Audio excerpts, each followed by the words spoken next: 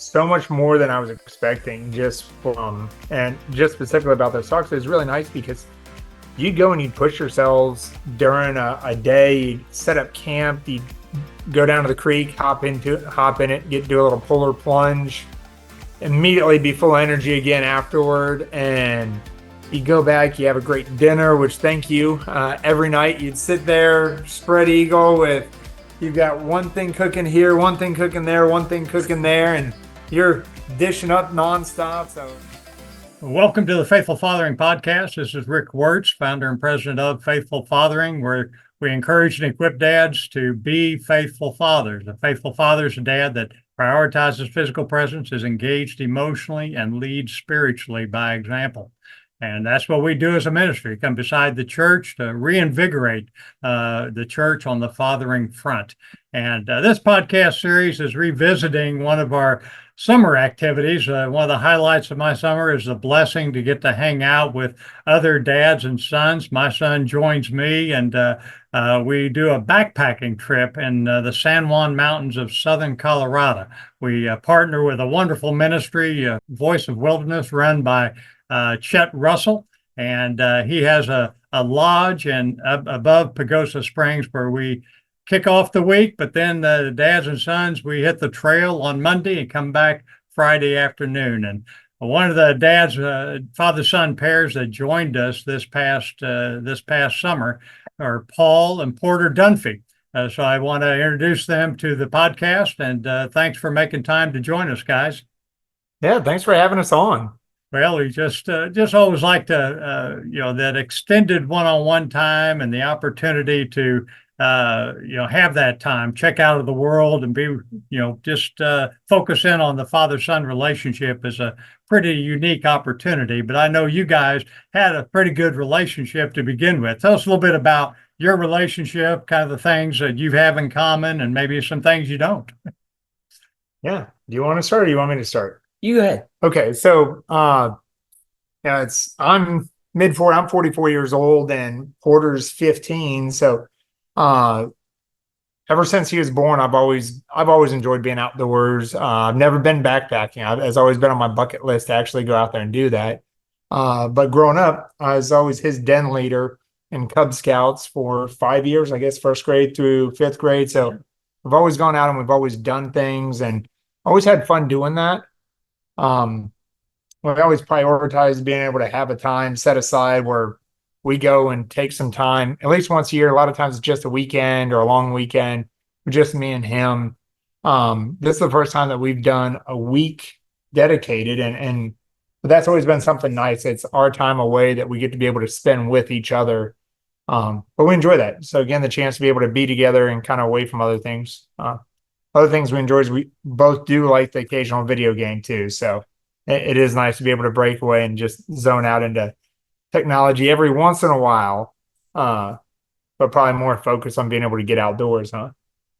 Yeah, I love camping. We've always gone whenever I was younger. It's been a fun experience, especially with my dad, because my dad has always been top of his game with understanding Boy Scouts, teaching everyone, learning all the knots, and he's always been, right there to help me out. And camping with him is so much fun, and he's always prepared. It's a lot of fun camping, and especially like with my dad.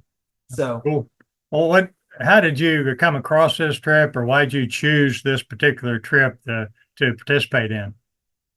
So I found it through my dad actually knows the Call of the Wild, Call of the Wilderness. Oh, my brain is Voice of Wilderness. Voice of Wilderness. Thank you. Yes. My dad knows Voice of Wilderness, so he does printing for them, and he's been coming back for 2 years talking to me about this specific trip, saying, it's like, oh, it's in Colorado. They do it all over the place. You need to try this. And so I looked it up last year, and Porter was just a little bit too young to be able to do the trip then. So he was 13, just turning 14. So I looked at it a little bit last year, but that's where I first heard about it. So I've been looking at it for a couple of years. And then this year was coming. I kind of put on the calendar early, and I told my wife about it. She was really excited. She was the one who reminded me over and over again. So make sure you find out when they're doing it so you can get on there and get it booked. So that's how we found it. Porter, were you saying, yeah, let's go? Or what, when he first presented it to you, what was your response? I wasn't fully understanding what it was, but it sounded like an extreme adventure and it sounded like a lot of fun. And I was excited. He said it and I was looking forward to it. Well, we make it intentional. We don't tell you what it's really all about. If we did, you would never come, We got to sell the high side. So with that, what was the highlight of the week together? Is there a particular time and I know you probably each have unique highlights, but just share what a highlight was. I really enjoyed climbing up the mountain, finding a good river, and fishing. I'd never been much to fish just because every time I fished, it's been a long, boring kind of wait, and I catch it, and it's a small, not cool fish. But when I was up there, I cast it in. 30 seconds later, there's a fish that I can eat, and I did eat. It was amazing. It was such a cool experience, and I was happy to do it right next to my dad, and it was so much fun. That was one of my top experiences that I had. Cool, cool. And was that in the lower or upper 4 Mile Lake? Was that in the lower No, It was the upper. upper 4 Mile Lake. Yeah, yeah. And it was hailing and raining at the same time as it was happening. So you endured all the hail and rain, and you're able to drop a line in the water, and you caught a fish as a result of it. So Oh yeah. you're kind of working through the valley there, Porter. That's a good job. That's How about yourself, Paul? What's a highlight for you? God, that was so I was gonna break it into two. Kind of one is like the extreme fun side, and the other was just like one where I really felt myself pushing myself to the limit, which I love.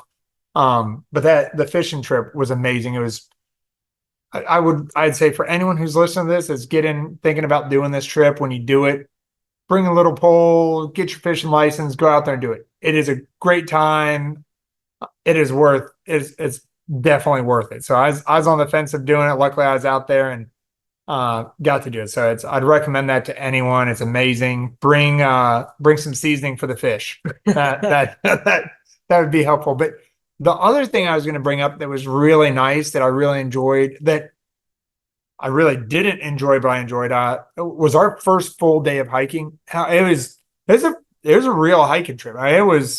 You got your pack on, you're putting in a good full day. And Porter and I mean, when you get to camp and you set up that final camp, there's just such an amazing bonding that you get when you've got to do something that's so amazing together. You look at how far you've gone from a mile standpoint, the elevation that you've done, your body's still acclimating. It was an amazing experience. You're tired, but it's through that tired that you can it's a bonding that is really special, just because, you're 15 years old, and it's the first time that he's becoming a man to the point that he's carrying a pack that weighs 40 pounds, and he's doing the same thing I'm doing, and I feel like I'm about to collapse. Well, I know he must be. And first thing that happened when we got to the camp was he ran off to a patch of snow to have a little snowball fight, and I was going to collapse. But that was such a special moment. Like I think back about that when I go to bed at night. I think of that. Like that's the thing that goes back into my mind, is how amazing it was. And we ended up and I'm terrible with names. Is it Turkey Creek Lake? Right. We ended up at Turkey Creek Lake, the most amazing view. We're the only people out there. We've seen maybe past a couple folks on horses that day, and that was it. So the solitude, it was just us and being able to bond together, but then with other men in the group, and that was a really special day. That was a very special moment. Yeah, I think that particular day we hiked about 7, 8 miles, gained about 3,000 foot in elevation, and that was when Tom always says, we push you physically, emotionally, and spiritually, but we only control one of those.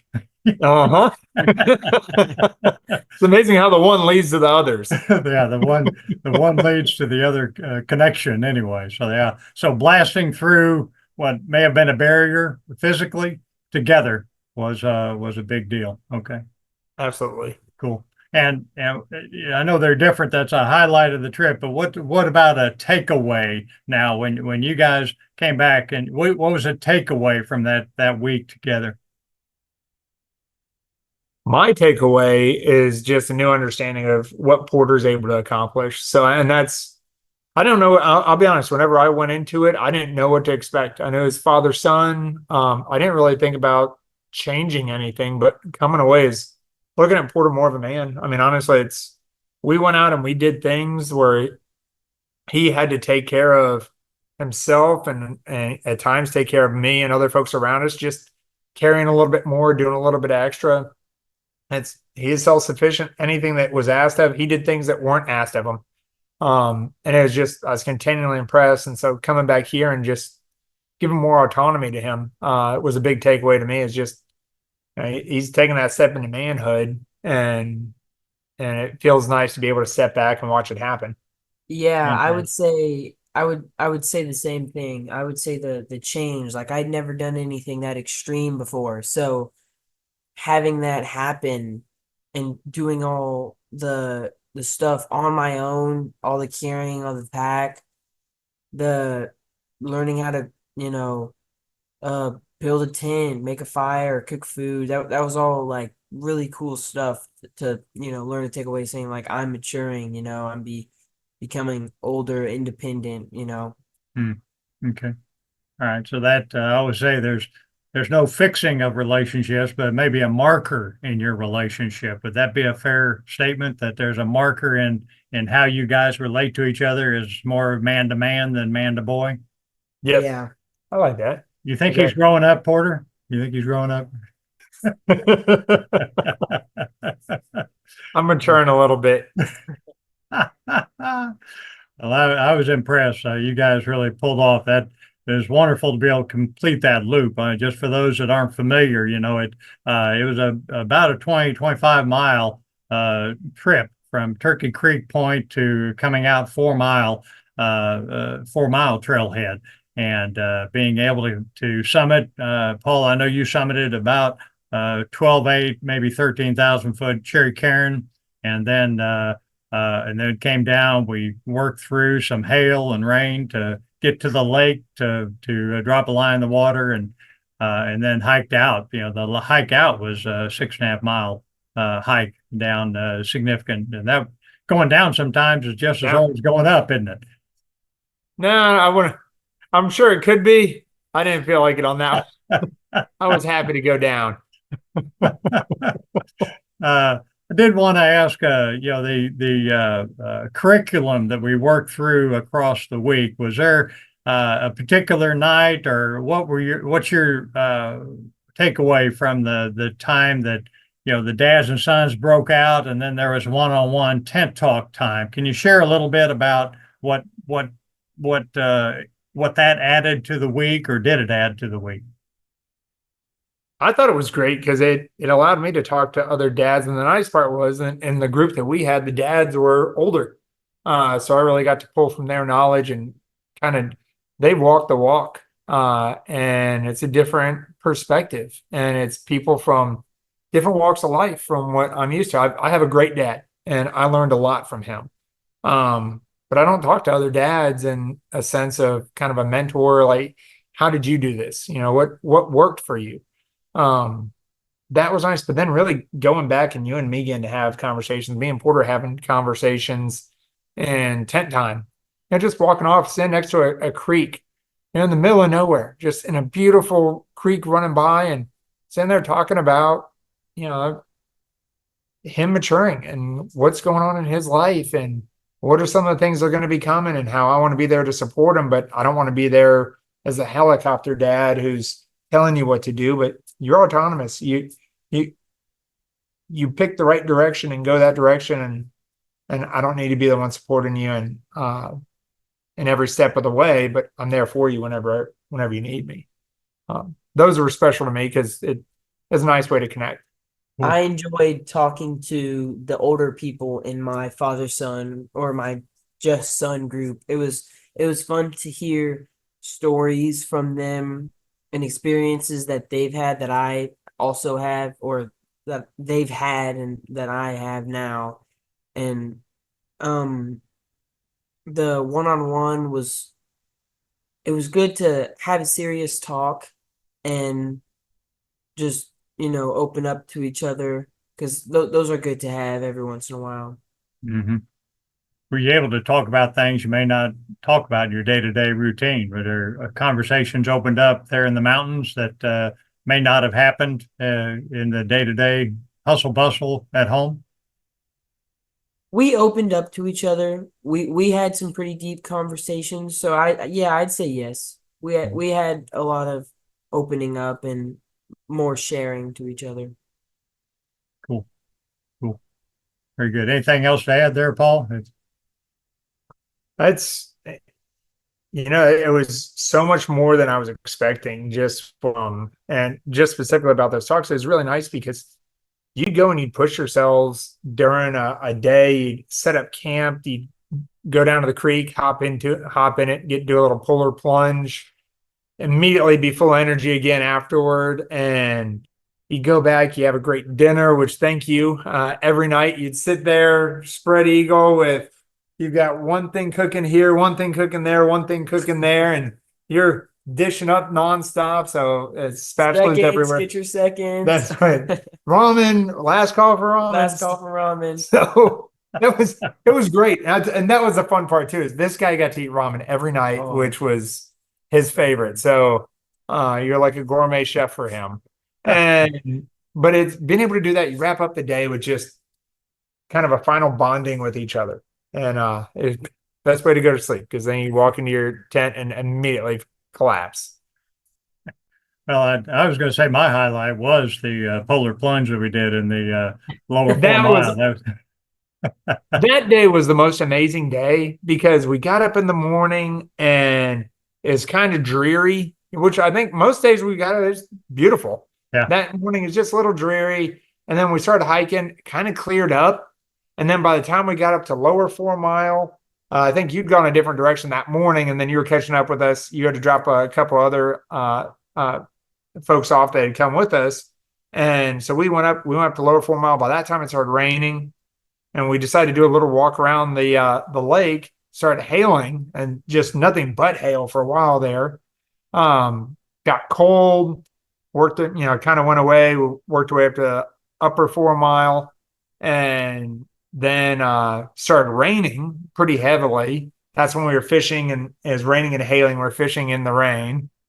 By the time we made it back down to lower 4 mile, the sun was out. There wasn't a cloud in the sky. Just that day went through every type of weather you could have. that's the mountains, isn't it? It is. You It was know, every bit of it was beautiful. I mean, it was amazing. yeah, you obviously had good rain gear, which we always say there's not such a thing as bad weather, just bad gear. That's But you right. had good Yeah. rain gear, so you were able to navigate through that. Yeah, y'all's list was great. It's when it came down to the list of make sure you have these things, that was really helpful. Well, do you guys have any other encouragement for folks that may be listening that are considering this type of a trip? Is it something that any words of wisdom or any encouragement? I'd recommend this to anyone. It's you're going to be able to spend time with like-minded people, folks that follow Jesus and understand that He's our Savior. You're going into this with just a frame of mind of being able to help lift each other up and just have an amazing experience and be able to grow relationships. It's if you are interested in going backpacking, there's no better way to do it. I mean, it was just the most amazing experience. Everyone was so hospitable. We're treated great the entire time. But it still got to accomplish something so amazing. So it's couldn't recommend it enough.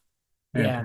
How about yourself, Porter? Any suggestions to young men that they want to get their dad out there and beat him up on the mountain? Don't be shy. I opened up and it felt really good to be able to talk to the people amongst me. And, younger kids aren't the most open to adults they haven't met. But when you open up and you get to be a little bit more social and get to know them and talk to them all in a group, it's good to know you have like a little group of brothers or friends. It's all It's all nice. Yeah. So you felt like you could trust the guys. Whatever's said in the mountains stays in the mountains, huh? Yeah. Well, I tip my cap to you both. You're wonderful to have on the trip, and I sure enjoyed our time. And I know Tom did as well too. Just the opportunity to get to know you and to hang out and to push the envelope a little bit all the way around. That was really a blessing. But Yeah. anything else that you want to say? Any other comments? Anything on your heart that you want to say before we wrap up this time together? I want to thank you. You led the whole thing, and Tom too. Tom was amazing. You were amazing. Just being able to have you coordinate this, facilitate it, guide us when we're out there. Um, yeah, it's the reason I've never been backpacking before is because I've been nervous about taking that step and just saying, well, I don't know what to do. And like, how am I gonna? I'm not just gonna jump on a trail and figure it out. I want to go with someone who knows what they're doing, and that was you. But it just so happened to be that it was bonding and it was kind of covering two things I really want to accomplish all Right. in one. So thank you for doing that. It's a blessing having you. Well, it was a blessing. That's one of the secrets that, the opportunity to work with my son, the Tom you're referring to is my son that I've been able to do this trip for over 10 years with him. So he is a gem and I'm very proud of him as well. And I know that he was able to bring a lot of things to the table when it came to map and compass and leading and providing the brawn when we needed the brawn too. Absolutely. Absolutely. But anyway, well, that's good stuff. And let me just wrap up. Lord, I do praise you for these young men and then just thank you for their heart and passion for you and their commitment to this trip. I do want to give a shout out to Chet Russell and Voice of Wilderness. They provided all the equipment and the grounding, the permitting, and everything else. So voiceofwilderness.org is great. They've got a lot of trips to plug into. Of course, I highly recommend the father-son trip and the father-daughter hiking trip. It's typically the week before. So if you're dads, if you're listening, it's the second week of June is a father-daughter typically as a hiking trip where we do primarily day hikes. And then the father-son trip is the third week of June, typically where we hit the trail for 5 days. And I hope you've gleaned some insight from Paul and Porter. And I just want to encourage you to sign up, take that chance.